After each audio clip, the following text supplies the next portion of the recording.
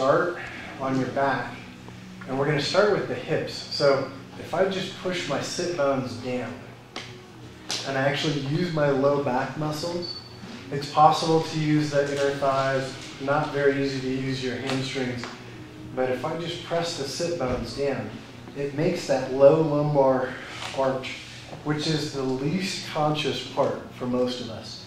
Those lower 2 or 3 lumbar are usually, even if I just press up, those will oftentimes still be collapsed. So we create the curve where we want, and then mula bandha, so pelvic floor, and maybe a little bit in here, these muscles.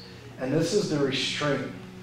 So I don't want to continue arching here dramatically. So I need that restraint. The second part I'm going to teach today is the cervical portion. So we're going the lumbar and cervical first. And as I press my head back, I'm going to start to create a curve that goes from the base of the spine in towards the chest. And these are the 2 secondary curves that collapse the most. So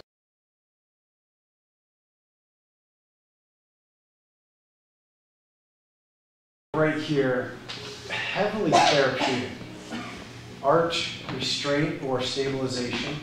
Arch, and then I really don't have to do a lot of restraint or stabilization here.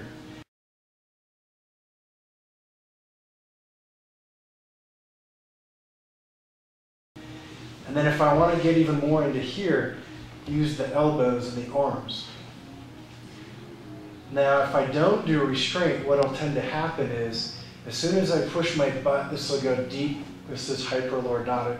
If I do that, it even makes the lordotic go more. And so this is without the restraint. So even your back bend turns into like an exercise of making sure things move where you want.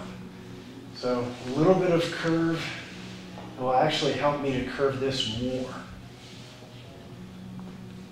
So with the restraint here, this moves even more. And then if you can get this, then the exercise from here to here doesn't change a whole lot. It's not that much different. But when you press up, you're going to run into issues of overpowering the legs or tight hips and shoulders, and the chest will be flat. So you have to do more in the low back. When you guys press up, I want you to try to look at the floor, armpits back, and chest out. And those of you who are more limber, bring your hips down and then scoop. There.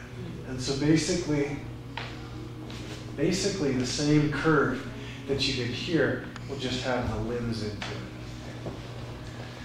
Does that kind of make sense?